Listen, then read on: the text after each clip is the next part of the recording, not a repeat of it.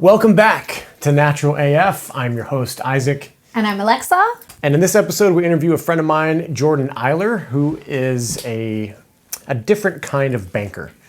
And he got into gold and silver sales and investing. And this episode's all about what is value. How do you define value? Where does something derive its value from?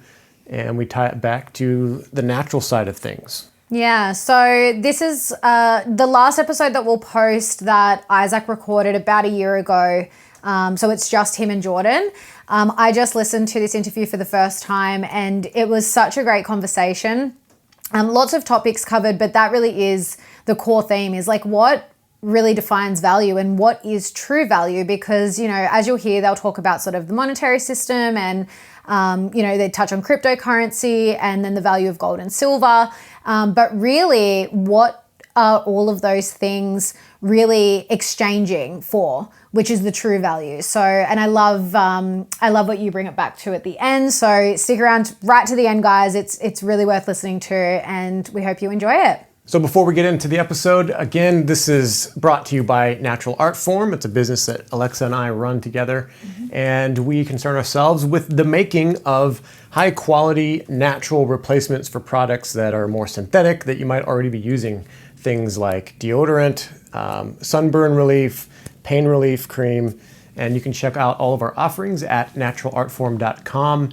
And for listeners of this show, we'd like to extend a discount code that I just made up on the spot.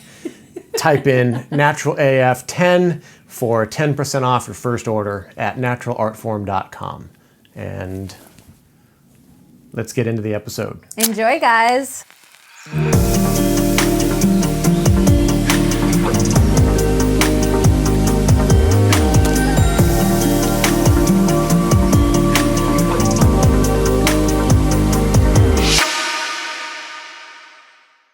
So welcome, is it Jordan Eiler? Is that how you say it? It's Eiler. Yep.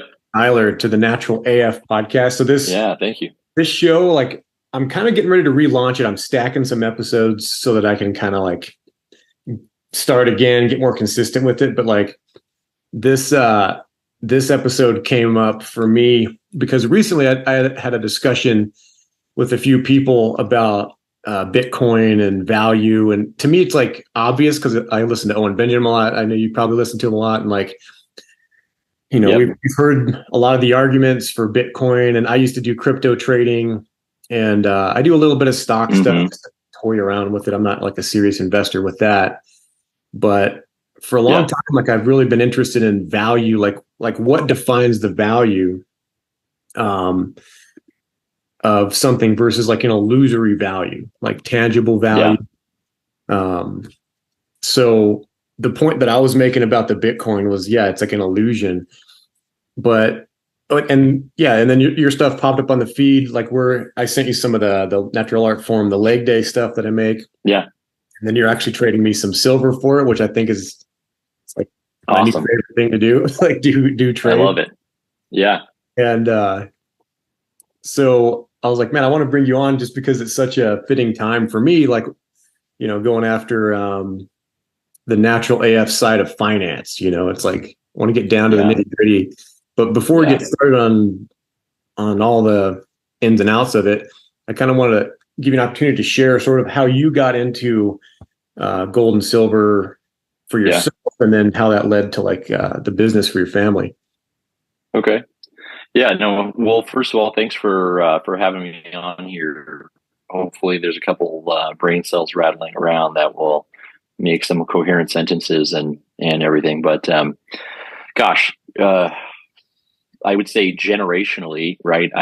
I'm a banker of a pretty long line of bankers, so it's been pretty much finance and military in my family for centuries. So that's pretty interesting as I look back on it. I would say what sort of got us in is, sort of seeing a lot of stuff in the last few years. But really my career for the last 20 has been in wealth management and private banking. So, that's dealing with sort of the wealthiest people in in the US that I have been helping, the way in which they go about managing their wealth, uh, not necessarily just their money, but control of their assets is very different than kind of the way that we're all taught. Put money in your 401k, get an IRA. You can maybe start your own business. That's not really the American dream. The American dream is to load up and get a mortgage and buy a big house and, go to the city downtown and have a job there, have a briefcase and all that fun stuff. What I started to see in the last, 15, 20 years really has been how people how families control assets. And that really led us to kind of getting into metals themselves, business, ourselves, having more control over just choice and decision making, control in essence, at least having thought and intentionality behind what it is that we plan to do. And then, stewardship is a big thing for us in the family. As a faithful family, my role is for us to be, I'm responsible. I'm accountable for my thoughts and my actions and with what's been given to me. Right. So much is required because I've been given a lot. I have the bandwidth to sort of be thoughtful and critically analyze what we have or what we have access to, and then what may be most beneficial to those around me. So my family and community and everything else. Seeing families, that I would help manage their assets, they would typically own items or, large sets of items in entities that didn't die. That's something that's different for me, right? Then if I'm growing up and I own my house and I own, whatever it is, when I die, big government wants a cut of that pie versus they have these entities that would pay them during their life. But when they died, the entity doesn't die. So they have a trust, they have some sort of organization that doesn't have any sort of death blow and has to be crushed. It's just stewardship and then stewardship and then stewardship throughout the generations. So the roles that the people would play in sort of bringing up these new generations really would just to educate them, to provide them knowledge base with how to be a steward of what it is that they have been given. So like times of old where they, the real wealthy people would be the landowners, the parents and the grandparents would be the ones teaching the kids about what it is to be a landowner, what it is to, sort of have the agricultural, have the people who are helping to sort of work and keep the land, upkeep of the homes and all that stuff. That's why you've got properties that are 1,000 years old, right? That's not something that, especially here in California, something that's old here is maybe 100 years old, maybe. And even that, largely the stuff that's 50 or 75 years old, they just continue to tear down and it's planned obsolescence, as it's called. So as much as you can just keep turning over more bucks, what you're doing is you just keep taking from everyone. So similarly, when you look at that old school family who are the caretakers, they're also not having their kids mortgage up to buy a new house. They're not having their kids buy new silverware, a new this, a new that. They're just taking over the assets that were already given to them. And then the individuals who are in charge in that time, they can also be accumulating assets while they're alive, which is what they typically do. And those assets that can survive. And a lot of that stuff over time were things that were tangible. They're physical assets that they could control. So land, right? Opportunities for, mineral and water rights and all that, as well as physical items like, gold and silver, certain materials, just having the rights to all that stuff.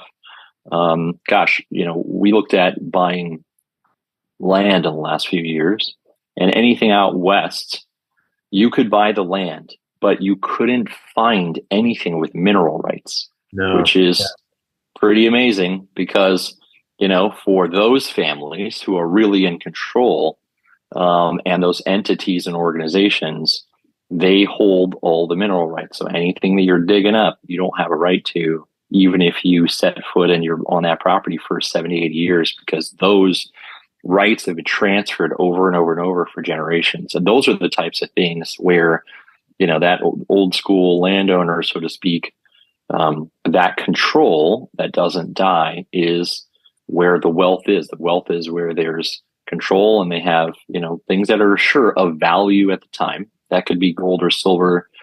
It could be beads. It could be turquoise, beaver pelts, whatever, whatever certain economies will trade in. But the main stuff that always has value is something that you can physically touch and you can live on. You can potentially, barter for edible items and or things for sure for life, for food and water and shelter and all that stuff. So we got into all that, just sort of looking at history, and looking at kind of the way in which I manage, sort of relationships at the banks. It's not really managing just their cash, because largely, a lot of these wealthy families, the bulk of their wealth is not in cash. It's not in investments, in the stock market. It's not in any of that stuff. Primarily, it's big real estate, significant, organizations or companies that have ideas that they rent out, so to speak, right? And people will just continue to buy them, and subscriptions are their favorite thing because, people are just renting ideas.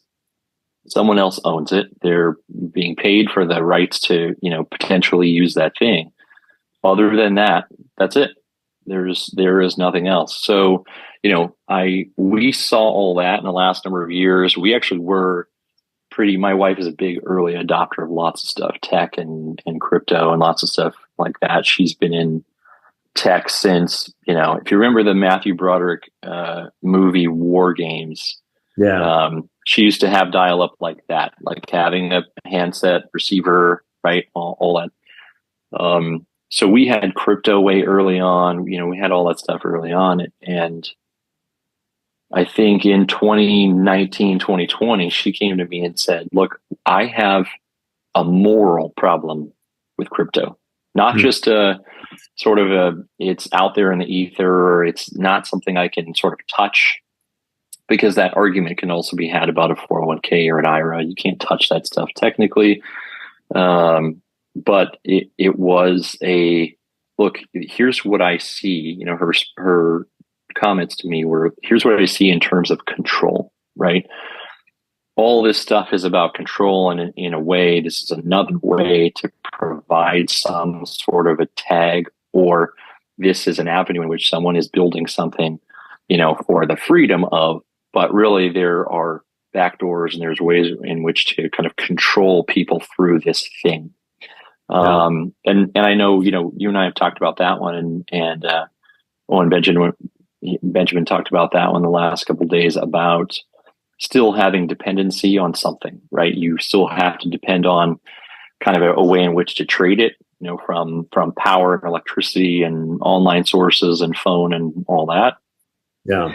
To an economy of scale, and at least of another person who says this is something of value, right? In order for you to have something of value, I think we can look up those definitions, but typically you need to have two parties who say it's worth something, right? So like if you and I are trading your product for silver, we'd have to come to an agreement to say we think this is worth X. Right. And so much of that stuff right now is so highly manipulated. It's pretty crazy. But yeah, I think just seeing from the timeline, my employment, and then talking about kind of a control moral issue with crypto, for us to say, okay, we need to be in physical items and away from, kind of the other control mechanisms that are out there from the powers that be, for us to remove ourselves from that one and hold something that's tangible.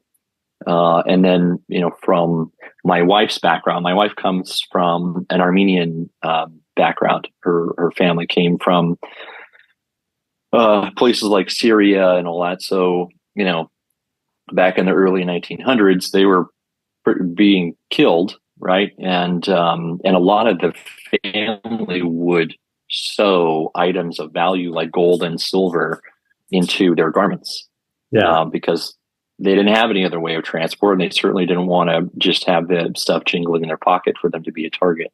So my family came over with things stuffed up in the prison pocket. No, I'm just kidding. Yep. Yeah. We do things differently in Mexico. You know what? It's pretty funny when it comes to life and death, what people have a willingness to do, right? And it's funny because I say funny, in a lot of the comfort in which we live, we have no idea what that's like. Not even remotely close. So when we relay to the kids that this is not the norm is dirt floor, and the norm is you're fighting to be fed, and you're fighting for water and control of all those things.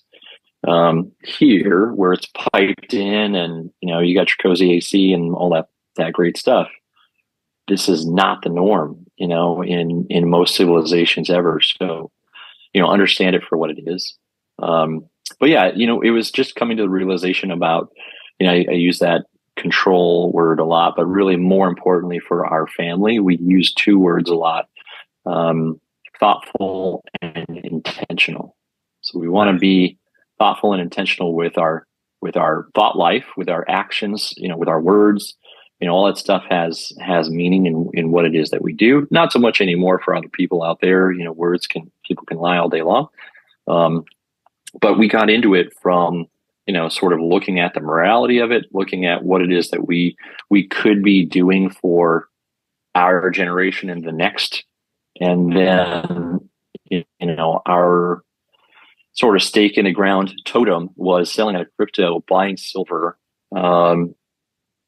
I don't hear. Is it getting better? There we go. Sorry, user error. I have the phone on a charger, and it'll just cook this thing until it gets hot, and then it'll just shut down. Oh, gotcha.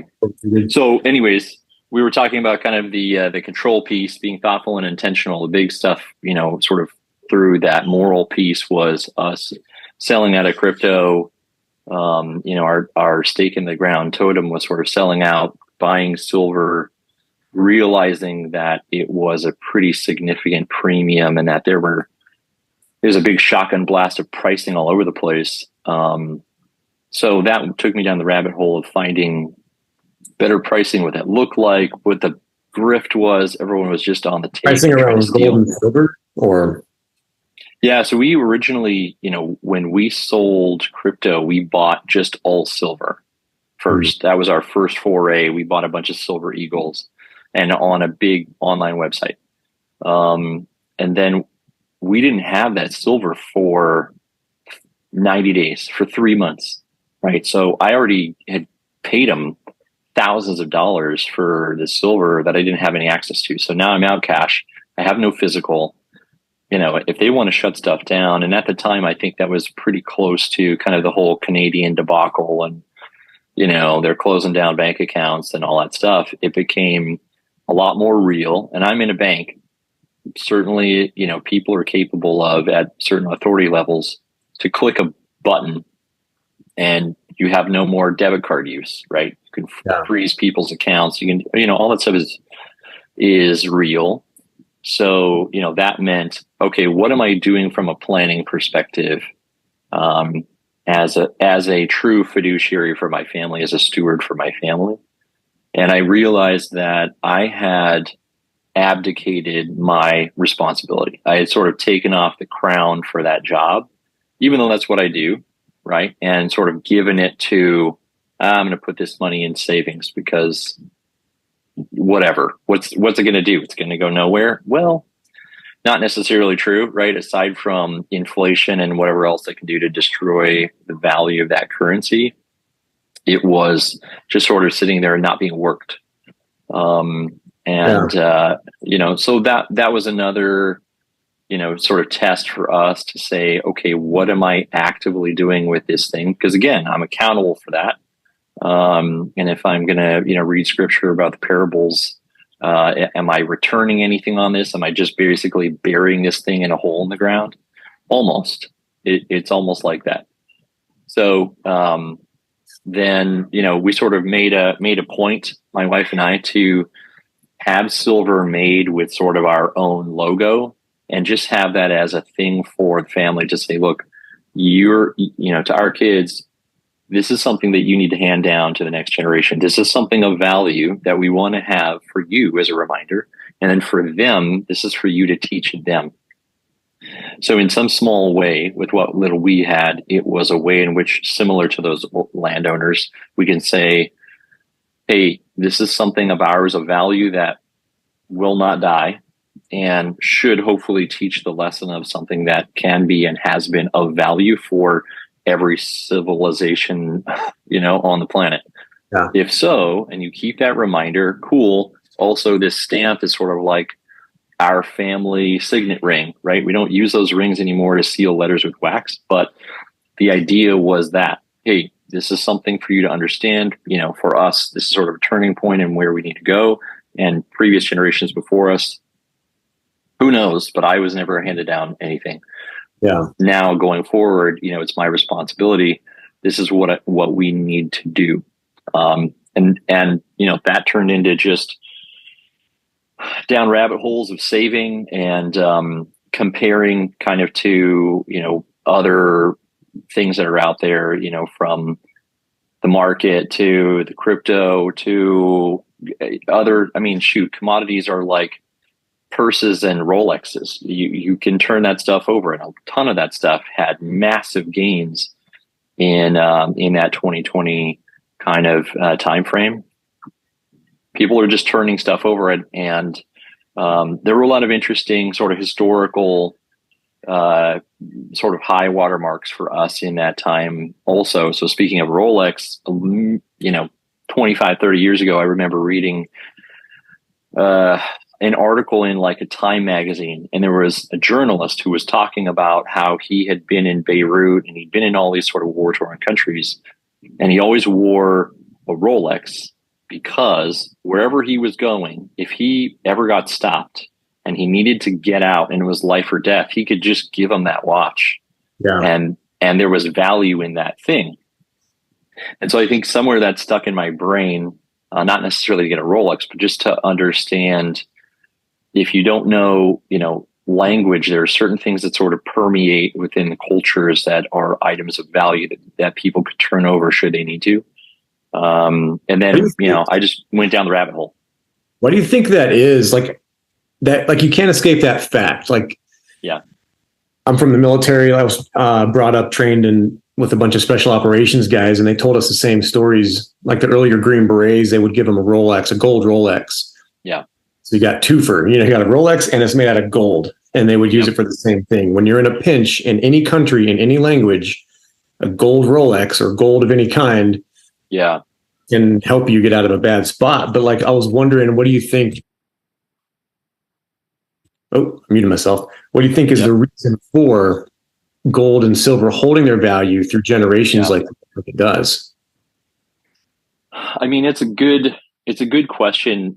Historically, it's been used in a lot of different purpose, from commercial use, like today, more than ever, like electric cars, they use tons of silver, tons of minerals. Gold has had conductivity, forever. People use that. One of the most expensive cars that was ever made early on, the McLaren, that F1, they had it like with gold sheet lining on the inside in the engine because of its sort of conductivity purposes and heat and all that stuff. I think one, it's a precious item that is rarely found for one. For two, I think the look of it, right? It's kind of a, gold in the hand or silver in the hand is a very different thing. It's one of those ineffables, right? There aren't words really to explain it, but once you experience it, And I'm not trying to rub my hands together and have the maniacal laugh, but I am saying there is something when you hold an item of value where you react differently. So some of those metals, and I know a lot of other pieces like, from heat points to, workability with whatever else to health benefits, right? People put silver coins in their water bottles and antimicrobial, properties and stuff like that as well.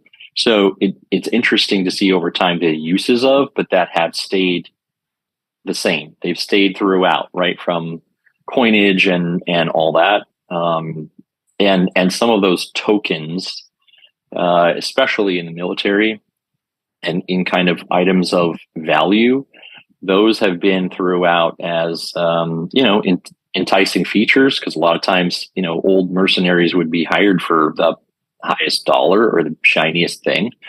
It's funny because we're looking at kind of historical reenactment stuff in the Elizabethan period, and of that time, I'm doing a fair amount of historical research on the Germanic, the Landsknechts. They were like mercenaries, but there was a group of them that were, and I don't remember the German word for it, but they were basically called double pay.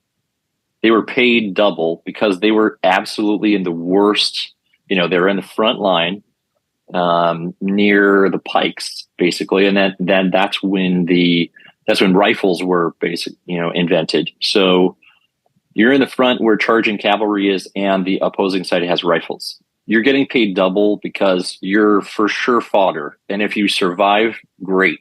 Odds are low. So of course that government's going to say, sure, I'll pay you double.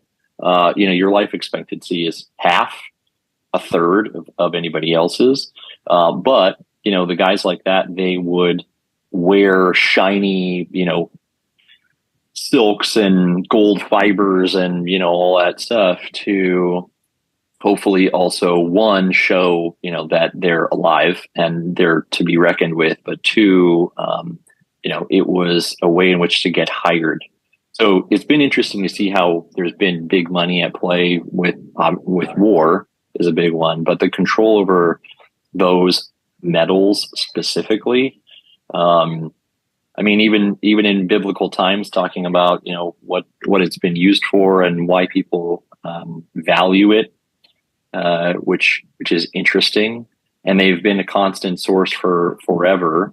I think limited and from the earth, and once you have some, I'm not going to go the rub hands route, but I'll go the Lord of the Rings sort of Hobbit Smaug route, right? That once someone has a little bit of gold or a little bit of silver, there's some interesting element to what people do, and they just want to hoard more of it. There's something that's sort of magnetic in it. I'm not a big sort of hocus pocus kind of guy in it, but it is it does sound different. It does have different weight and feel. And for people, a variety of, every single background, there is something, there's a want to say, okay, that thing has value. What it is though is, kind of up for debate, whether it's worth chickens or eggs or whatever. But yeah, that has been an interesting one to see where real money is and real value for things, and where it was used. I mean, a lot of the stuff historically, for some of those nations, they didn't allow the people to have the gold. The kings, and they would keep the gold, but the silver would go out, or brass or copper or something would go out in circulation. Yeah. So pretty interesting.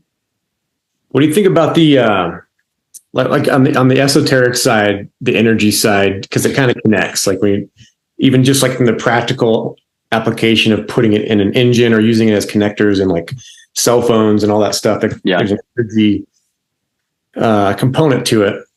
But I was thinking of it because I saw on your Instagram, there's a silver crown. I don't know how big it is, the actual crown, but I've heard people discuss that, where the king would have a golden crown. And you think about, electricity and thoughts and all that stuff, all all the hocus pocus. I wonder about that. Like, is there something to that where the king would have that, I don't know, on his head if it would do something? I don't know. No idea. Well, no, I mean, for a lot of those, from what I remember historically, a lot of the times those kings, most of the people, they assumed them to be God ordained, right? So they would be sort of the closest to divinity in leading the people, right? Otherwise, people would say that person wouldn't be in power. So a lot of times from what I can remember, that people would gather an understanding of seeing gold on the head similar to an aura, right? Or like the light sort of shine, as you've seen pictures of, like, Jesus and Mary and all that stuff, and they'll have kind of the halos and the like. It's a pretty bad comparison, right? If you were to really compare the two, from sunshine to just the metal itself. But I think it's the closest sort of physical reminder for something that looks the part, right? It looks like something of value for one. It does sort of give, the impression of it's significant in some way. Although biblically it's funny because, if you think about it, gold is used as a tool for, like roads, stuff that you would sort of trample on, right? It's not something that you should idolize, but it is something where you say people would give pause to it when they see gold or they see silver. Most people don't, know the value of it from a day-to-day perspective. If you did offer someone a bar of gold, most people would say yes. They have no idea what that value might be.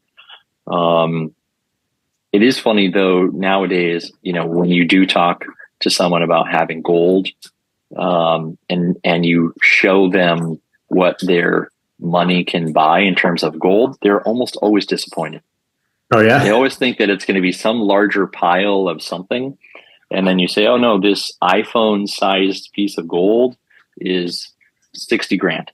And they go, really? That's just that? I was hoping it'd be, Scrooge McDuck and I'm diving into the vat of coins and all that stuff. You ever go into your vault and just like pick up handfuls of it just to see what? Yeah.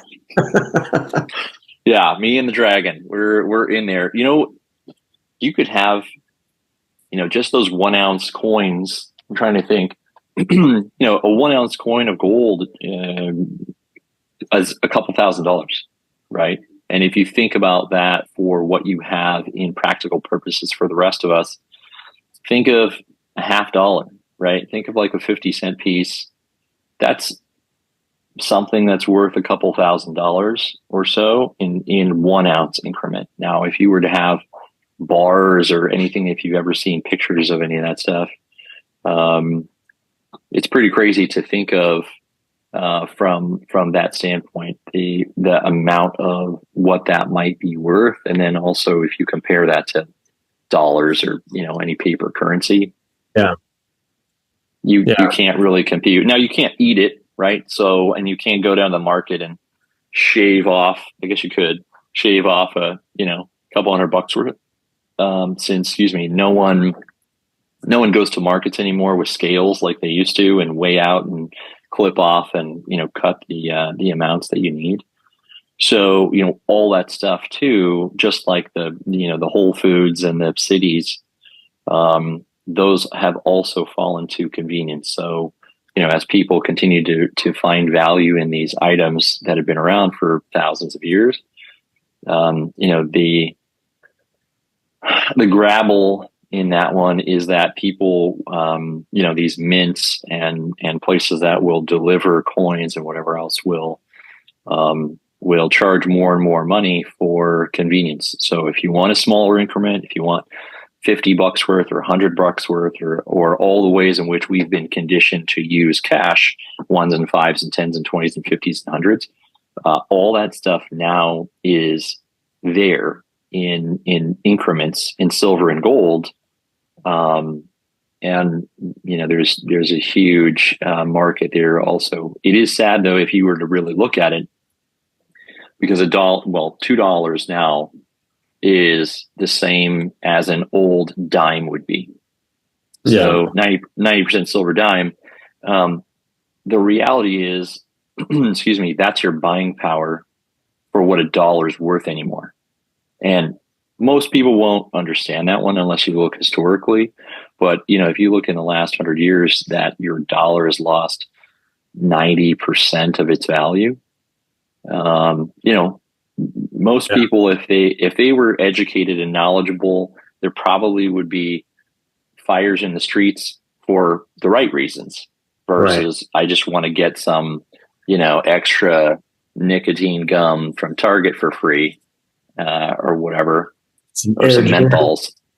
That's that's what's so critical about this whole thing. It's like I look at, because for me, like just recently, the topic came up with crypto, where I'm just like I'm seeing crypto being talked about like it's valuable, and even U.S. dollars. I've back in the day, I was listening to Robert.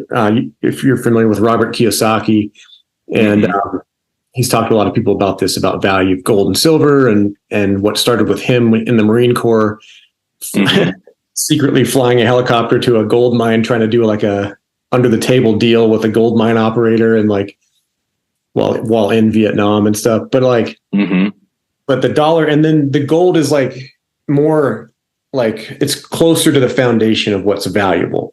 But even gold itself, like you said, you can't eat it. But they would use it, right? What would they use gold for? They would pay warriors with skills to fight and defend, buy food with it that would take skill to grow and like all of that. So it's getting a tool. What's actually valuable.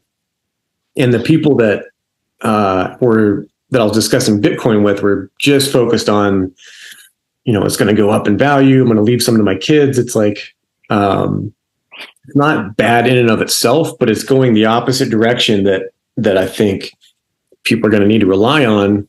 Yeah. If they get their way, the people that are really the Bitcoin bros, like you'll probably have some insights on this statement that kind of triggered me into thinking like, whoa, like this is going to go off the rails if they get what they want. They're talking about the Fed, ending the Fed, this and that. And when you're asking like, well, what do you do then? They're like, well, Bitcoin. Like, how shit could it go if you tried to actually replace the Federal Reserve Bank system with something like Bitcoin? Yeah. No, I'm with you. I have yet to, buy the Snoop Dogg NFT or whatever it is, but I doubt anyone's going to trade me for a loaf of bread, right? When push comes to shove.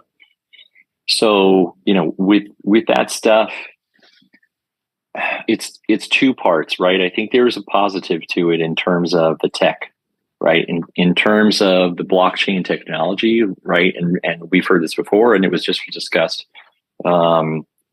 this week. That technology, I think, is good from entity to entity. If it's business organization and they want to have some sort of additional security measures around how they're moving money to each other, great. I don't have a problem with that one. I think the problem becomes when you digitize so much and you lack control so much because of convenience factor, where people can then control what it is that you're able to do at their convenience, right? So, we talk about if you you want to go way off the rails with social credit scores and all that stuff, we can do that. But I think if we think basically control, right? I keep using this word. If you have an item in your possession, you can potentially control that item. You have a coin, you have you have a rifle, you have rocks, sticks, whatever it is that is in your possession until someone potentially tries to take it out of your possession. It's yours. You can trade for it. You can, tell someone of its usefulness, or they might know and they want to trade for that thing or buy it from you. So that makes sense to me. If you have a thing where there are only a certain section of people who find value in that thing because, hey, to the moon, okay, you can do that with baseball cards. You could do that with watches. You could do that with lots of stuff. But Bitcoin is, I think a lot of it has been a test of, what people have a willingness to do, who are the people who want to kind of go rogue and go away from the Fed system. So they're sort of self-identifying, which can also be, dangerous to those if you are opposed politically or philosophically. That can be an interesting challenge. Right. And then if you think just beyond the tech and the control and the whatever, how can you eat it? You can't eat it. All right, well then what can I do? And so you sort of fall back on how useful is this thing as a tool, and it doesn't have a whole lot of usefulness, right? In any other way other than there's a select group of people that, hey, it has value and it's separated and blah blah blah. Is it really though? If you were to go into it, what are the safety measures? What happens if you lose it? Oopsies. What are the ways in which you can control, or have access to some of that stuff? I know other than Kiyosaki, Catherine Austin Fitz, if you've ever heard some of her conversations around crypto and control of dollars and currencies and kind of all that stuff. She's a great one to listen to. She sort of speaks to and has published a lot of stuff around currencies and the world markets, and sort of world order and all that. So, you can take it, whole in, or you can parse out pieces that you want, but there's a lot of information in there too. And I think even silly enough, if we look at some of the stuff that Hollywood has made over the years, the James Bond films and the whatever else, all this stuff gets boiled back down to, some of the recent James Bond film was around power over water. Who had access to the water supply, right? Batman did the same thing. There's all these things that are out there that are designed to, be over the top and be, whatever it is. But if you really are to look in reality with regard to the basic essentials that we need from, sort of food, water, shelter, look at who controls that stuff. And if I'm a steward, if I'm, doing what I should be as an individual or for my family, the what happens if, and just again, being thoughtful, critically thinking about it. Hey, understand what it is, understand where I'm at in terms of convenience, understand what I may have to trade for that convenience. If that's gold or silver, or if that's my time in working for big corporate structure because I want to live in a big city and have all these conveniences. Just, be aware, right? Be aware, right. Be thoughtful with all that stuff. So I think the crypto for us became a little bit more of a moral dilemma around control and then opportunity. And then what does this sort of set us up for? What does that look like? What are we sort of raising our hand and saying to, the government or whatever else? Hey, we don't like you. We oppose X. So I think, looking at all that and then from kind of traceability standpoint and everything else, it became, what, we're believers, especially in terms of, sort of been given free will. If I want to have a conversation with you and, we want to trade or sell each other something, that's between you and I. As long as we're not harming anyone else, it has no bearing on anyone else in the world. Right. Yeah. So that interaction, I mean, that's an economy, right? So that trade between those two parties, as long as you and I think that each other has something of value, then we can trade those items. So if we were to just boil it down to ourselves individually, and then, for the family from a micro perspective, that's it first, not to be selfish, but that's a number one. And then beyond that, if we can build community in which there are people who may have complementary skill sets or something, things that are just beneficial to us as a family, and we can be, trading for something there, those are the things that we should be doing.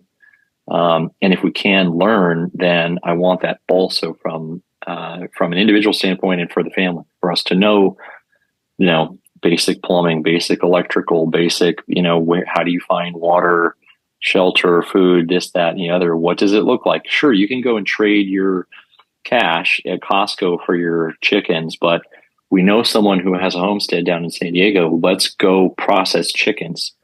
Does it suck? Yep. Do you appreciate it? Yep.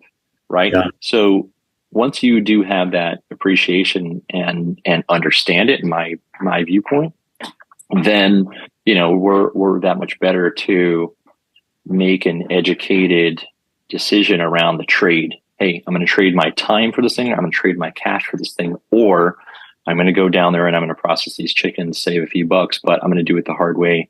And that's how life is in the rest of the world. Yeah. So it's been cool to go through that process, because again, I grew up probably as LA as can be, right? My dad basically taught me how to write a check. Anything else was who knows, right? So, Right. you know, my brother went the opposite end of the spectrum. He went into being a skilled mechanic and a technician, and he's been that for years and years, because it was let's take this thing apart and figure it out, because no one else up the food chain is telling me about this.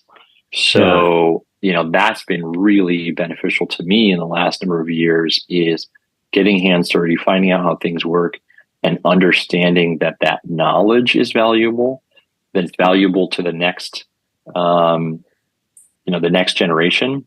Yeah. And that if I'm not doing that, again, I use abdicating my throne. I'm like taking my crown off of what my role is, and I'm giving it to someone else.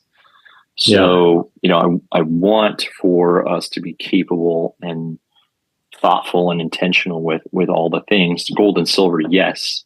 But, you know, beyond that, for the family to be capable where, hey, the lights turned off, or this happens or that happens. Okay, well, you're capable of finding water. You're capable of building shelter, or you're capable of looking at sort of what we have in, you know, flora and fauna around, and saying, okay, well, that's poisonous. That can, you know, that's edible. That's whatever.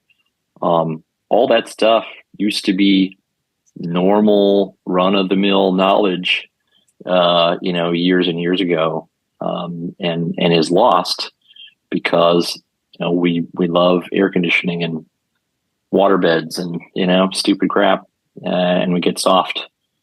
Does anybody really love water beds though? Like, maybe that one was a stretch. I tried to I never had one. I did. I'm that old. I remember getting one, and as a kid, I was like, I don't know what, I'm gonna 100% puncture this thing, and it's gonna be all my fault. But the water slide will be epic. So fortunately, that never happened. But yeah, that is gonna, yeah, it's like sleeping on the ocean. I can see the value. I can see the value. Talk about value, dude. I wanted to go back to what we were talking about earlier with trusts and like stewardship and generations. Just that idea, like I'm sure, like talking to people that are into cryptocurrency, I can come across as like just flippant, and like I don't know everything that they know about it, and and that's true. Like it's a very technical, involved thing, but the thing that's that lasts, you know, is what you're going to leave behind to generations, and you know, preserving not just what, you know, like how do you define value and what that is, but the ideas, the way that you view money itself. Like I looked at, like if you're leaving Bitcoin behind, are you leaving behind your skills as an investor to trade it and not lose whatever value that you would trade it for, which would be, I guess, US dollars or whatever? Yeah. Are you are you even thinking in that direction? Because everyone that I've seen, that I've looked up to as far as gold, silver conscious people, they have this, like, I don't know if it's chicken or the egg. I don't know if thinking about gold and silver makes you think more about legacy, or if you're legacy minded, you'll go back, you'll be drawn to those things that are tangible. But the thing that I'm trying to get better at, like I've held value. I can. It's like Owen talks about a little bit with people from like the jungle regions where they kind of like fruit grows on trees, and they just kind of like don't plan ahead for the future, and they go by their gut all the time. Like I have a lot of that instinct in me, and I'm from Wyoming. I should have like the mountain ape, think long term because it's going to be frozen for a long time. But when it comes to money, I'm just like, oh, I'll just make more. Yeah. I've done investing. I've been successful with one real estate deal that I did that I held and cash flowed for a while and then cashed out. But now I'm feeling the slinky. Now I'm back to like, I don't have that asset. I still have silver.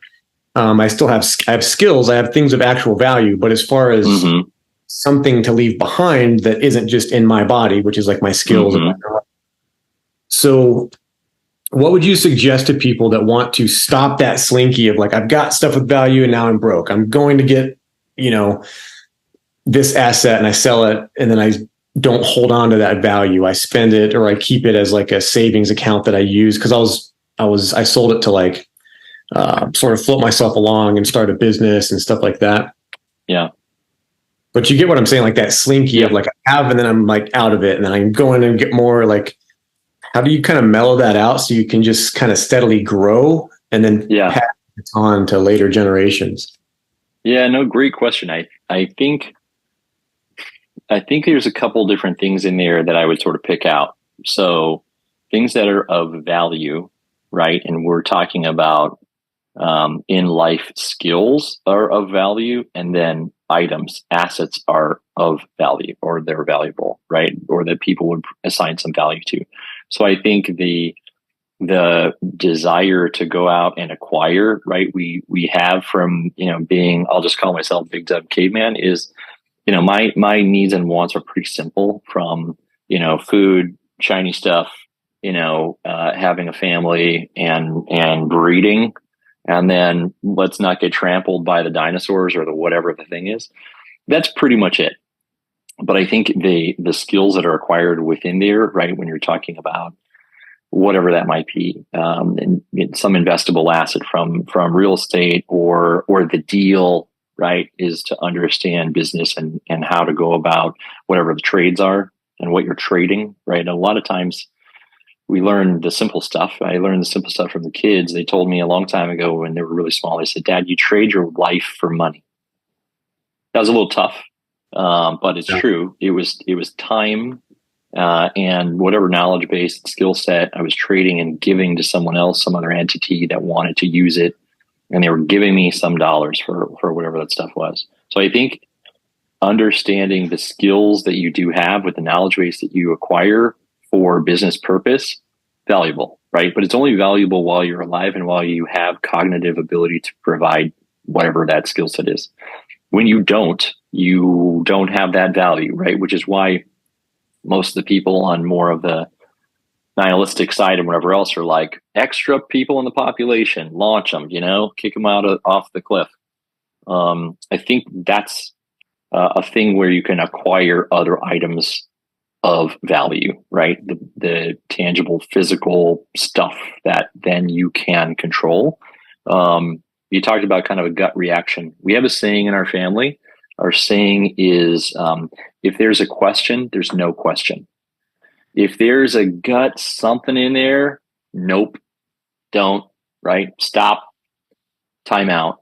Yeah. What are the things? Assess what it is that you're going about. I know in Marine Corps or in various sort of places in the military, people talk about like color coding or color warning, right? You're talking about being awake or aware or alert or alarm, any of those items.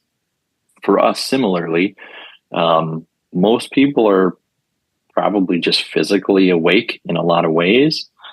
How aware are they to a lot of the different things? Questionable, right? So it depends on what you choose to consume, right? Not just food, but information and whatever. So I think as we go about thinking about our items of value, our skills while we're able and capable, and then once we have them, not to think of them as fixed pie, because we have that idea or those thoughts that have been passed down to us. We should be freely, whoever will listen to what we have to say, we should be trying to pass that knowledge base down to everyone in tradition or in help of others, in service of other people.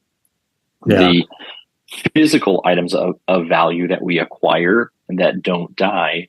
That could be a tie into an answer that we were talking about earlier about why there's value in gold and silver, is that the stuff's around forever. It stays around.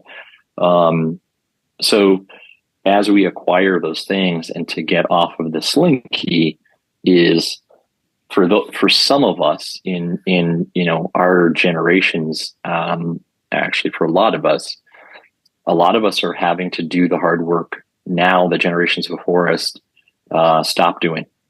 And that might mean, a generation or two ago, we're still on the farm. They were still on, whatever, living kind of week to week or month to month in terms of just feeding themselves and not necessarily acquiring much more, but they had land. And a lot of those people traded all that land in for convenience and access in a lot of the cities. And now they don't have, food or whatever else, because they bought into the lie that convenience was best. And then, you'll eat whatever they give you. Yeah. So I think separating those two, sort of just the skill set that we can pass along. And then there are those items that are a little bit more precious. Some of the commodity items, land, gold, silver, whatever, those do have more of a fixed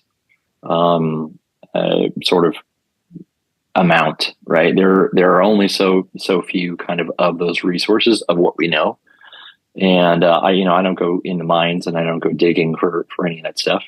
But the labor to do that on the chance that you can get something like that, know that that's significant, right? In oil, they call that wildcat drilling. It's just you go out into the field and buy it, and hey, here's hoping. Yeah. So I think separating those two, and then to understand that our thoughtfulness and stewardship is, certainly to think and then to budget. So, my idea on that one in terms of budget for buying and or if we ever sell has less to do technically in the markets. I'm not looking to time the market. I'm not looking to, it's got to get to X. It's just, I'm going to acquire, period. I'm going to allot this amount to acquire. If that goes up or that goes down, while in life, just like your skill set that you can pass along, my want to make $5 versus $4 should not be paramount. It is, I'm acquiring and I need to do the hard work because I'm accountable, and that hard work is for the next generation, because my responsibility to God is that this is my role. And if that means I'm acquiring in the efforts that generation after me is the one who benefits from it, then that's the way it is, right? I think there's a proverb around planting a tree in which someone else is going to be living under the shade of. Yeah. So it's that understanding what it is, doing the hard work and rolling up our sleeves to say, hey, having the highest Bitcoin and to the moon and all that stuff is, yeah, right now it's going up. Who knows when it will, but historically it hasn't. So our thought process is similarly biblically, there's nothing new under the sun, right? All these things, land and access to our livelihood, water and food and shelter and all that stuff, those are necessities. And I think in a very small way, at least for us personally, in the last few years with sort of the lockdown craziness, people saw what necessities were, right? What were the intangibles, healthcare, food, water? People were getting haircuts, whatever, but there were these things that did not change. They were inelastic to, whatever the economy was sort of shelling out and doing. And that will continue. So from an investment standpoint, our thoughts were to stay tried and true, like the, tortoise and the hare story is, just keep doing the right things, right? Be thoughtful and intentional with what it is that we've been given. Hey, have a budget for what that looks like. I think differently than Kiyosaki sort of using debt. We don't. We're trying to just acquire items of value as we can budget. And if we, need to save up for maybe a larger item of value, okay. But really over time, what we can also do with metals specifically is, you can buy stuff as cheap as like $2 for a 90% dime, or, into the thousands of dollars. But, you get your $2 over time, and you trade it in for an ounce of silver at 25, $30. Okay. Well, then you accumulate enough of those, and then you can buy your bigger piece of thing, and you can just continue to acquire in real tangible item versus I'm going to buy IBM and hopefully there's good news out there and we'll go to the moon or whatever. Look, I've been in finance for 25 years. I've got 401ks and I've got all that stuff. The way I think about that one is I don't think that is promised to me. It is on paper, it's on a computer screen, and it is out there digitally. Do I have it? Nope. I don't have it in my possession. And frankly, if I ever take some out, the government's going to want to take big old chunks out of that thing too. So, there's a reason in which, these entities, these big corporations offer it, for their own tax benefit and helping their own bottom line. So if I can also budget a way in which I can be part of, kind of the control, be more on my side and be accountable in that way, then that's really where we're trying to go, to not rely on anyone else, and for us to do the hard work and for us to be accountable means some of that physical stuff. And that might mean, getting off the bandwagon of, hey, I can make 25% on this thing. I can make, X% on this thing, turning it over and flipping it and whatever, versus my role here is not to make the big percentages, is to, if I'm not the landowner, if I don't have the things for the kids, I need to acquire at least the information in which to share with them what is valuable. Yeah. And then if I do have the ability to earn, then, okay, I'm going to turn that into other items. And gold and silver is not the only thing in the world, obviously. But it became an item in which I was keenly aware of money because I've been in the industry for so long, and watching these wealthy people who were landowners with significant assets not be in the market and not be, doing anything other than waiting for the world to go on sale again every 10 years or so. And then they acquire tons and tons more for pennies on the dollar. Yeah. And that cycle continues. It's all historical. So, I just said, look, I'm not very bright. I'm Mongo, the caveman, right? So Mongo needs food and water, shelter. And I keep seeing this repeated pattern. Well, what am I going to do about that repeated pattern? Well, we train martial arts. I've got a great friend of mine. And one of the first things he ever said was, what's your main purpose here? Don't get hit, right? Oh, yeah. Okay. Well, duh. But, yeah. There's a little bit of that too, right? In as we're talking very basic items, food, water, shelter, self-preservation, if you can see the pattern and you're in the way of the bus, that's your own choice at that point, right? So I think what we wanted to do is we wanted to be, again, thoughtful and intentional with our choices around money and, versus crypto versus cash versus physical versus whatever. And the one that has the longest timeline in history was metal. And has been and is being consumed more now than ever, for us to say, wow, at least this is a store of value. And that's how we look at it. We don't look at it as, this is going to go and pay us, dividends. What will it pay us eventually? If we get double or triple our money in value, we're going to get some piece of paper, an IOU.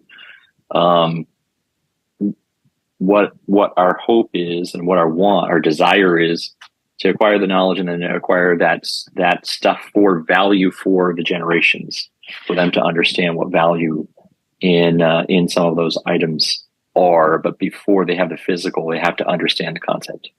Yeah. Yeah, I dig that. And that's something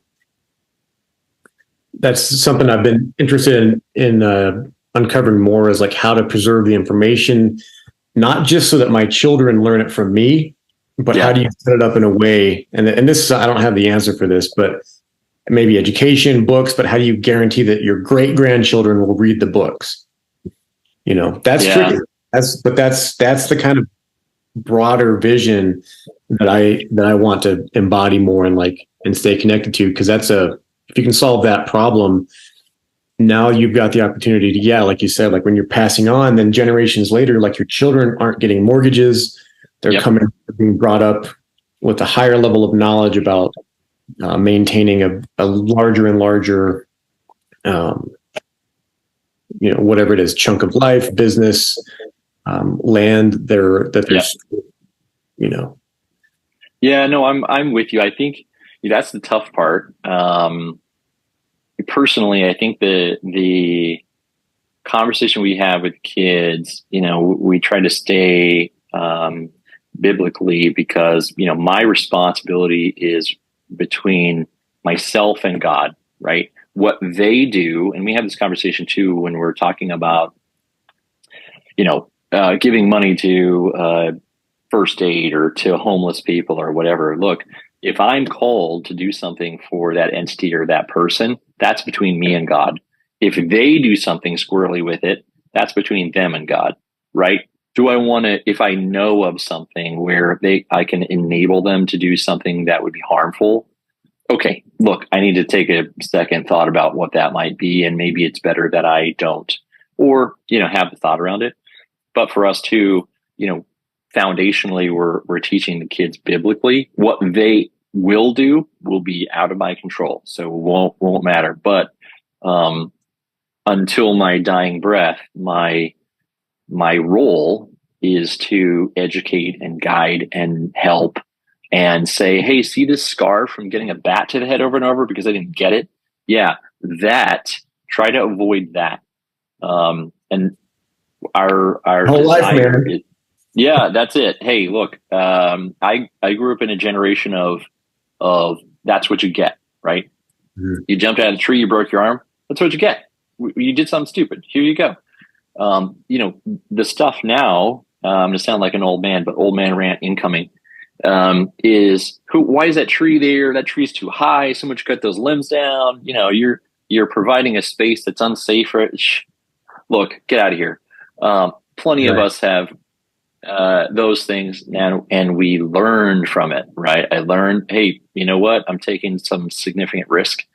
And the more we remove a lot of those items that can provide us some pretty significant lessons in life, they're going to be that much more dramatic when, you take the rails off, some of the younger kids, and they have no idea what some of those pieces are.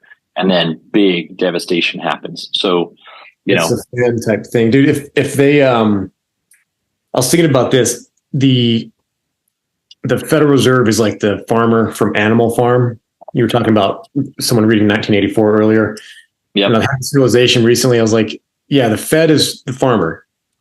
If you kill the farmer, and then Bitcoin is like the decentralized power to the people thing. Yep. It's an exact, to me, scenario of, well, what happens to the animals when you kill the farmer? Yep. And then you said when the kids, the generation that grew up not climbing trees and falling out of them, when everything was made safe for them, it's just going to be that much harder for those people that are not hardened from those situations. It's true. You know what? You're gonna have those scenarios where the kid, wants to chop the tree down, and then oopsies, the tree falls on you, and then life is now over. If you don't have those times, and I'm not advocating, hey, let's go jump off a cliff and figure out how deep the water is, understand what it is you're doing and be thoughtful around, or try to, as much as you can. And with a lot of the people, there's a lot of wisdom, in people in a variety of different ages. It just all depends on a lot of life experience, right? Some people very early on, a lot of guys who've gone into the military and see some pretty horrific stuff. But that can lead to a pretty significant gratefulness in life, right? Having convenience to shoots. I'm sitting in an air conditioned, whatever, trailer, house, something. this is better than being shot at or walking through some place that there's IEDs or a sniper or this or that. Yeah, I don't want any part of that if I can avoid it. But most people won't really understand that, and you certainly can't play your game of GoldenEye or Rainbow Six and go, yeah, I get it now. I'm on for understanding exactly what these people go through. Again, look, for us, we want to learn as much as we can. And I think for all of us, self-preservation dictates typically that we can do so in some of the most convenient form imaginable, right? If I can do so and read and learn and do that without getting, with a lower probability of getting killed, cool. I have a willingness to do that. Yeah. And I think most of us will want to do that and be able to relay. The hard part comes in when people have to sacrifice some of the tough stuff. And the tougher stuff might be that, hey, we're slogging away and we're making our 2% or our 5% or whatever. That isn't the end result. The end game is that then I understand, the next generation can understand, people around me in the community can understand that they are of value, right? That there's a larger, community at play in what we should be doing in general, just in terms of love and truth, and those are of value. The Rolex and the whatever, that's a passing thing. Yesteryear it was beaver pelts and turquoise, right? So the Bitcoins of the world and all that, not really relevant to understanding, baseline foundational stuff for us is, love of God, love of each other. What can we be doing for other people in service of other people?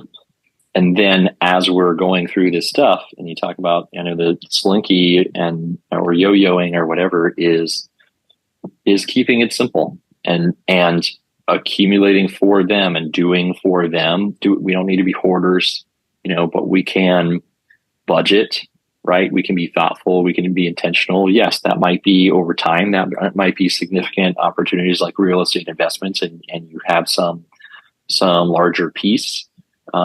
But all that stuff requires, in my opinion, intentionality and thought. And for us to critically think about what our roles are and do the hard work in it and be accountable to each other, then regardless of what we say to the kids, they're going to see what we're doing and they're going to see how we're living. And they're going to say, oh, hey, there's a cause and effect. Dad did this, mom did this. This was the result. And they continue to do this thing over and over and over. That is of value. And then this other stuff has, monetary value. It has some whatever value for the time. But the longer term piece, I think, is just that educative process and knowledge base for us and for the generations. I used that control word earlier, and I do it a fair amount, but the one that you can't really control is what the generations will do with it after you give them the knowledge base, right? They'll use it to benefit themselves or cut other people down or out, or they'll, keep it to themselves and they won't want to give it freely and have that sort of fixed pie mentality. And I'm keeping this knowledge base because I don't want to give it to you, when in reality it's detrimental if you're not, sharing it and being helpful to those around you. Yeah. Yeah. And what I picked up from other forms of investing and learning, like even real estate, you have your plan A, B, C, all that. Yep. You want to protect the downside if you can. Yep. I'm going to see if I can share my screen. I really like my friend Sean Ferguson has a really interesting comedy bit about how to prepare for like worst case scenarios, how to protect your downside. Yeah. Let me see. Where did I put his video? Yeah. So let me see if you can actually hear this. Okay. I have to unmute him. That should be fun. I'm excited. Been prepping. I do troll prepping. Anybody else troll prep? Yeah. A friend of mine asked me, he's like, so is that when you prepare somebody to be a troll? I'm like, no, that's troll grooming. That's something different. I don't do that anymore. Thanks, Disney. No, what I do is I troll through preparation. I don't build a bunker to survive on. I build a bunker that's going to annoy the crap out of the raiders that find it 2 weeks after I die. That's hilarious. That hatch, just a waft of patchouli scent comes out. Bales of CBD weed and kegs of non-alcoholic beer stacked to the ceiling. Loaves of bread that are just the collected heels of other loaves of bread. Plenty of water, but it's all seltzer, sparkling, and it's pamplemousse flavored, Everybody's favorite, right? Kirkland signature brand canned goods, wall to wall. That's how we do it there. Best thing ever. And everything's just got a slight layer of spilled soda sticky on it, on every surface you come across. So. Yeah. Protect That's your dad. awesome. Well, that's that Scar Bear. He's a local in Fort Collins, Colorado. No way. Yeah, he's the one that told Owen about pandas potentially not being real. No, we'll have to dive into that one for sure. Yeah, no, that's funny. I think you talked about kind of the chicken and the egg. So the metals and the whatever else was a part of kind of an overall thought process around. People talk about the prepping or the whatever else. In reality, it's just more of, being thoughtful around convenience and the convenience that we do have. And when the convenience does potentially shut off, and they talk about brownouts or blackouts or whatever, it happens, and it happens in life. And what are you going to do about it? And lots of people have generators and candles and all that stuff. And they don't dare call themselves a prepper, right? Because there's some stigma around it. But, for any of us, I think being thoughtful in general around the convenience that we do have is to understand cause and effect. And it's to understand where we live and what that looks like. And that comes from, lessons. It comes from understanding, plumbing, and your toilet gets clogged. Okay, well, how does this connected? Where does this go? What does that look like? What trap and wait, it gets smaller. Hold on. Where is this? And you want to go down, sort of looking at the basics for some of the stuff that we live in. Most people take that stuff for granted. And when you do have the 10 p.m. flood in the house, or the oopsies, there's a fire inside the wall, I smell smoke, then it becomes a, life or death kind of. And we don't always live in the life or death. But again, if we're going to have those things, which typically we do, there's a lot of failure that happens in general, then it's at least wise for us to understand how something basically operates, shutting off water, shutting off the gas, these little things. Yeah. When you're living in spaces like this, just to be prepared, right? And what is funny is that more and more as time goes on, that's becoming kind of a radicalized term, and people want to use it for some specific purpose, to include, and I will lovingly throw some of the special ops guys under the bus, and charge people $600 for some cry pants. And I'm like, dude, do you really need that? I mean, it's great. I love the Gucci gear. Right. I hear you. Though, for your purposes, Mr. Neighbor who's sitting next to me, maybe you understand like what your water heater does. What are you going to do with that? Whatever, just super basic stuff. Yeah. And then, you want to get into having nods and quads and all the fun stuff. Yeah, man, let's go. Let's dive in. But first, let's talk about, some of the main stuff that matters. So yeah, we went from, gold and silver to buying a freeze dryer for food, and, kind of camping, creating our own kind of camping food, and then going out on hikes and using tools. And man, this bag sucks. It rubs under my arms, or these boots suck, or these are awesome, or I can live all day in any of this stuff. That's actually doing it and learning in some small way for us and for the kids, a little bit of that falling out of the tree thing of, hey, I don't like my wife got a new rifle in the last few months, and wow, it's loud. We built her an AR-10. Yeah. Which is lots of fun.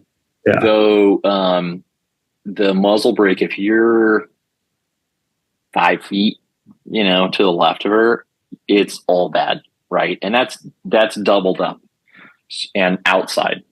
Yeah. So that's like a it's stuff like 7.62 or a 308 caliber. Yeah. Yep. Yeah. That's it. So for the longer range stuff, hey, and the higher power stuff, it's gonna be a little bit more significant, but does it need to be that much?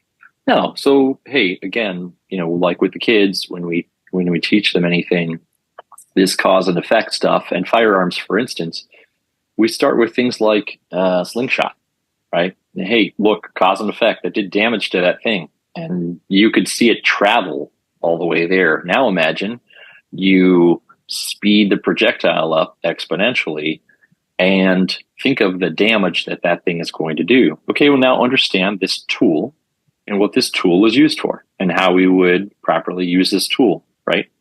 Yeah. And then educate appropriately. So, in that same way, for preparation purposes, we want to be educated as much as we can in all the sort of basic items, for them and us to know what's valuable in life. And it's not always in making an extra $5. Right. Yeah. Yeah. People spend a lot of time getting the cryptocurrency skill down. And I would just say, like, for those people, like, stay grounded. You don't have to stop investing in crypto and buying and all that. But, like, yeah, learn some skills, learn how to use your hands, how to fix stuff, how to fight, how to defend yourself, how to use firearms safely, responsibly. And my path was going through the military and doing a lot of this, I did SEER school and survival training and stuff. So I feel really comfortable with like the higher risk. I'm like, what's the worst that can happen? I'm out and I'm eating crickets. Like, I can live like that. I don't need any of this. But now I'm kind of also like building it back where I'm like, I want to stay in the house some, like going out and just living in the woods is cool and all, but like, I kind of I like the castles and airships idea. I want to advance. Yeah, I'm with you. I think, there's great knowledge base in understanding the suck, right? And embracing it. And you going, hey, look, all right, cool, whatever, I can survive, right? And then you get into a little bit of convenience, right? Now you've got a padded air mattress.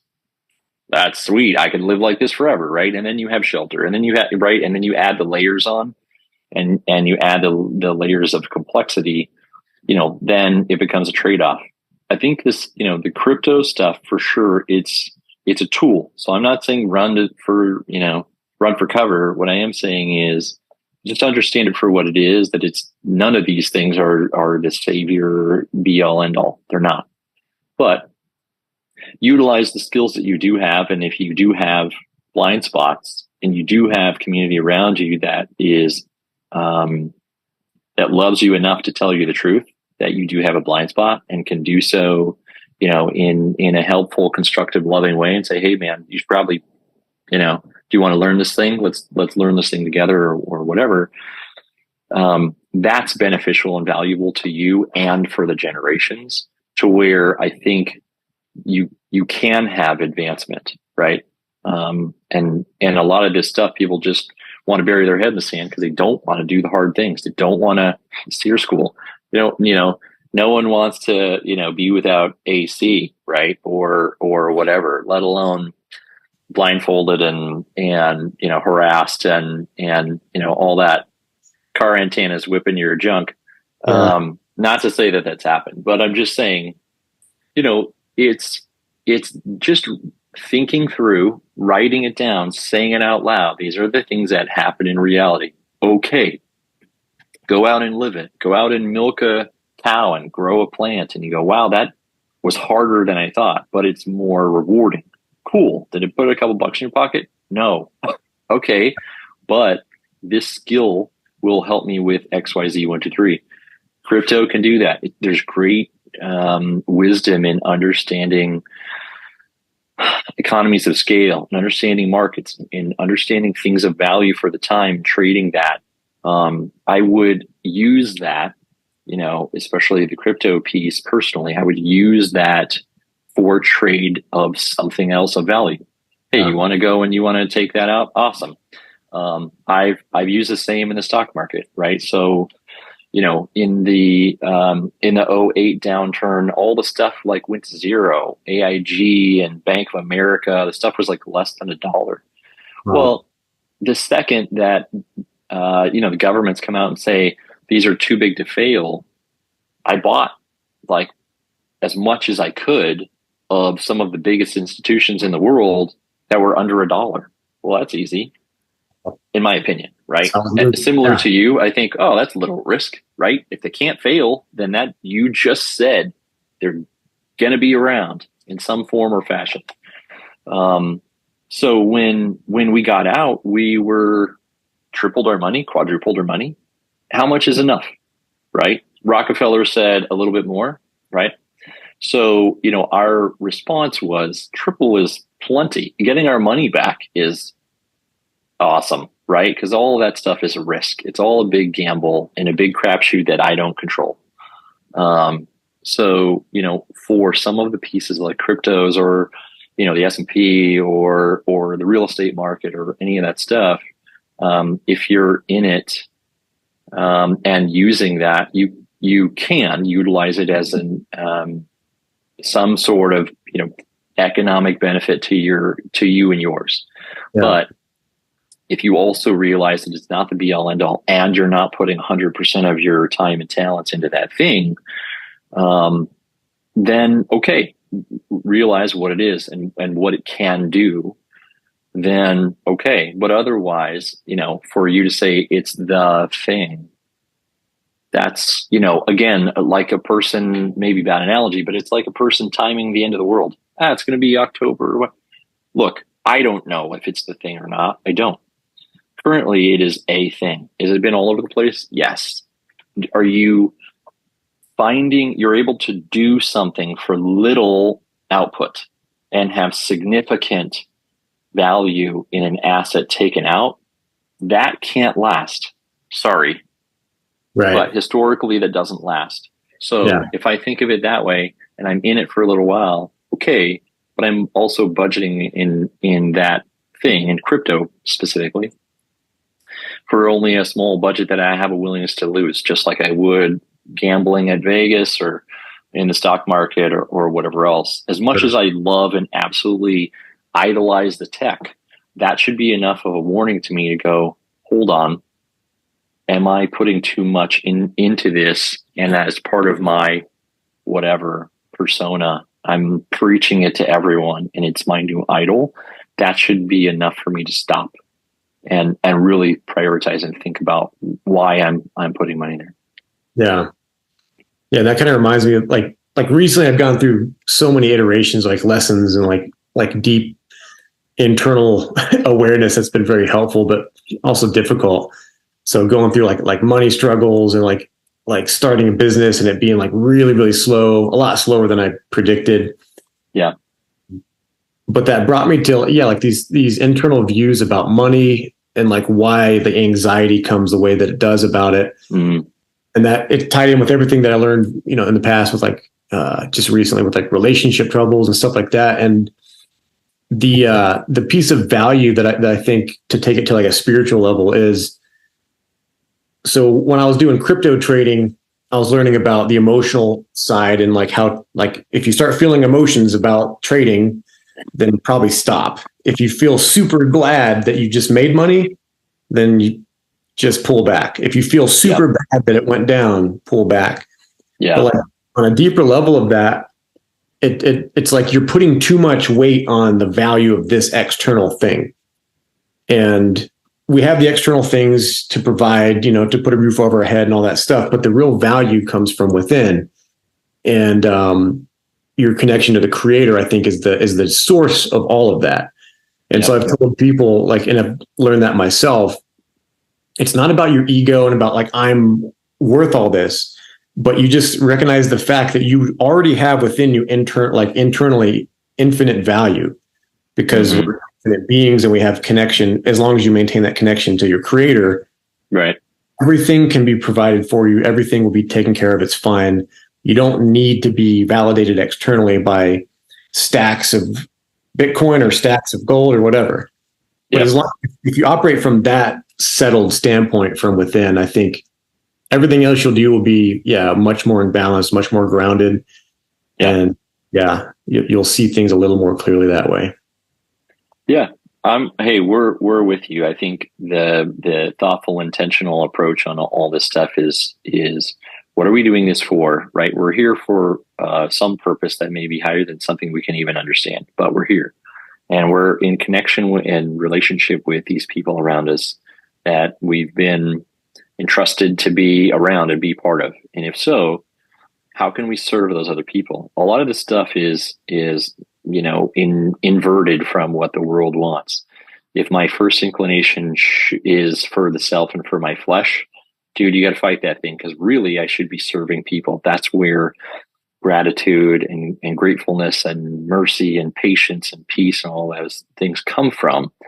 The more you try to steal and take, the less you have, right? The more like you get a big deal and you win money and whatever else, the more you want the next one. It needs to be bigger, and the dope hit needs to be bigger. In reality, the fulfillment comes from, you have a time in which you can give or serve or do, and they sound corny and people make them sound bad. Just do it, right? You can trust me or not. I don't, whatever, but that's where it is. And for those of us who have done it, we will continue to do so, because once you know it, there's no turning back. There's no way to want for something else, because everything else after that is a counterfeit.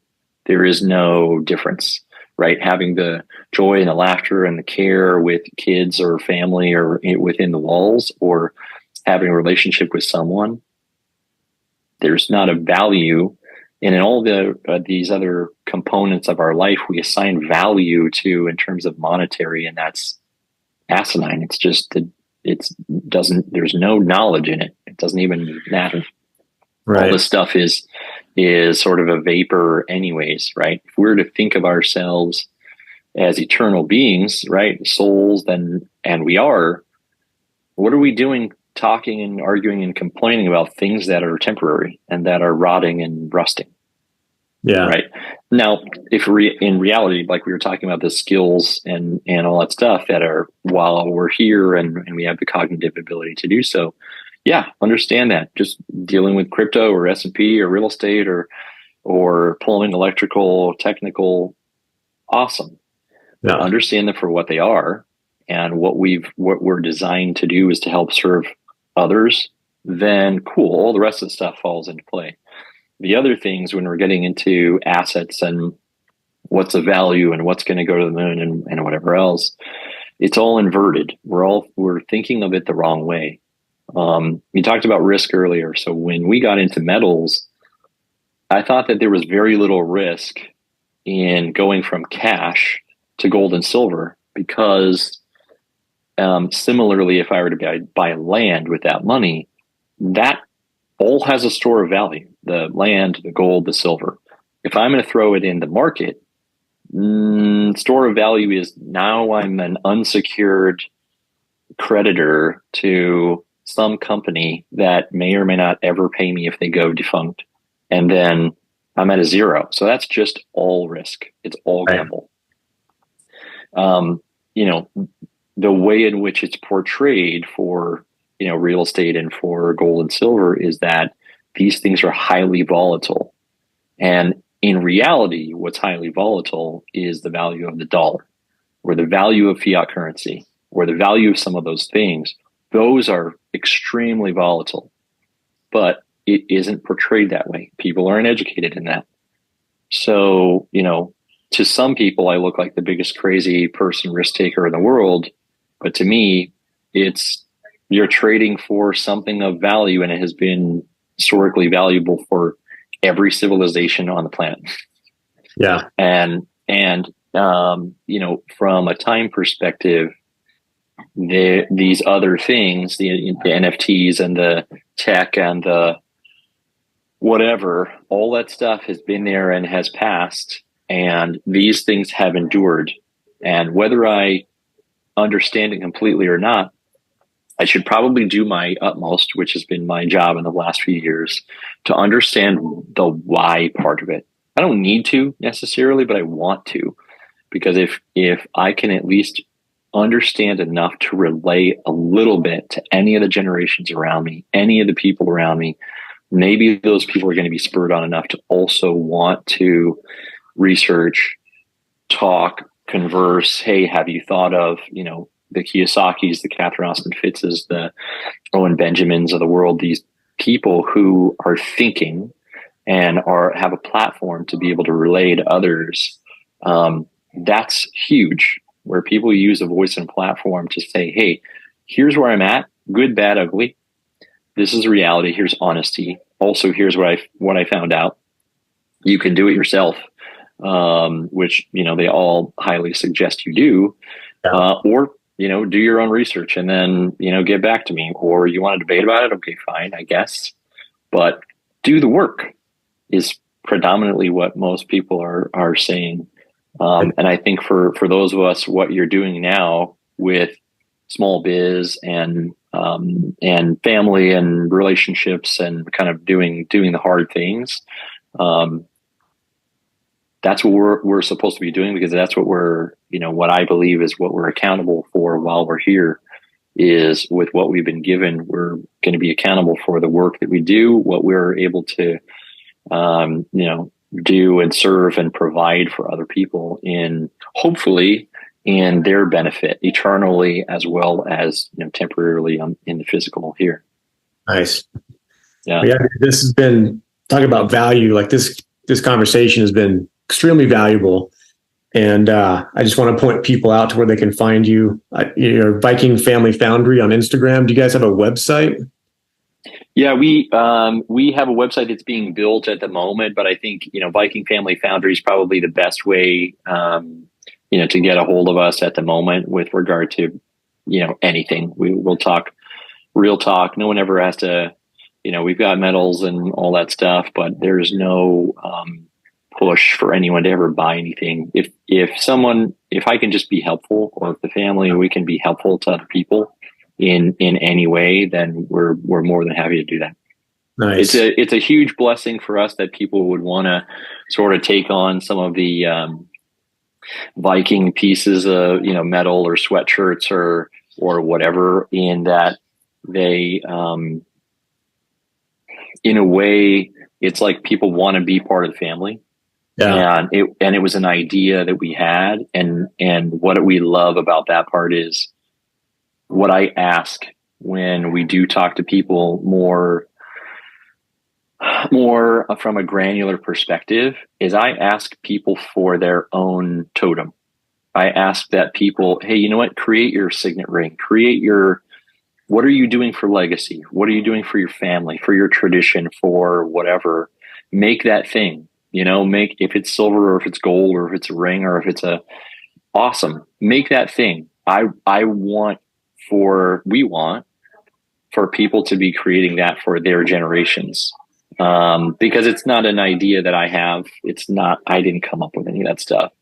But if we understand where people are coming from and what they're doing, then I also want to support. I want to be helpful, homestead, small biz, shoot, if we can benefit from each other in that, we can learn from each other. And there's something that you are doing to sow the seeds for the next generations, man, I love it. And then we can be accountable to each other. And then, you can call me out for being a ding dong when I'm off the rails and you're like, Jordan, what are you doing, man? Let's go. Here's where we're at. Jordan, you can't walk things that around we in say. solid gold Air Jordans. Yeah. Fair enough. That we talk about those that Gucci Glock over yours. Those are called Earth Jordans. Yeah, it's all of that. I'm sure if you walk around, you can single me out for quite a few things here and there for sure. That's funny. Well, man, this is a great place to probably set her out and land the plane. Yeah. Awesome talking to you, man. Yeah, likewise. I'll be out in California a couple times, but I think it'd be fun to work out like a meetup with a bunch of people. My partner's in Australia, and I'm going out there for a couple weeks, and then later this year she's coming to the States, and we're going to do like a long road trip all across from like Florida to California. But we're going to end up in LA at some point and spend like a week there. So be super That's cool. Awesome. We would love it. We'd love to meet up. You can put your Sears School training to work with some of the California people around whatever, evading traffic or getting out of Trader Joe's or actual use. I would love that, man. Be on yourself. And then if they grab you, they don't like that. It's there's so much of that that's I think that would just blow people's minds. Which is interesting to think about. I think you think of as a little more normal just having done it. But for some people to say, no, there's layers to what it is. And here it's at. So we'd love to meet you, man. It would be awesome. Cool. Right on, man. Well, it's been an awesome chat. Thanks. Yeah, go check them out. Viking Foundry, and we'll catch you next time, brother. Hey, Peace. Take care. All right. Thanks. That was a good episode. Jordan is, like I said in the beginning, a different kind of banker. Yeah, he's awesome. I love that conversation so much because, the topics of money and economy and gold and silver, not really my wheelhouse, not the kind of thing I'm normally drawn to. But I love listening to that conversation because personally, I've definitely changed my views on money and the things that hold true value in this world, especially in the last few years. And I love that Jordan really brought it back to that. He kept bringing it back to like the things that hold true value, which really are our gifts to the world, our skills and our expertise and the true value that we bring. And that's really all like money and crypto and gold and silver. Like that's an exchange for, really. So I just love that it came back to that and what you brought it back to at the end about, bringing it back to kind of our soul's purpose. And peeing on yourself. Yeah, that Isaac will find a way to bring that into any conversation. We hit on all the important subjects here, and what's more natural AF than urine therapy? That's all right. We kind of make light of prepping a bit, but I think it fits. To me, it fits. It's what really has value. What under the worst of conditions do we put value on? What under, in America, we have a history of fighting for our freedom and doing a revolution thing and being able to hold your own economy, to trade with your neighbors, to be self-responsible. Responsibility is an ultimate thing. And I'll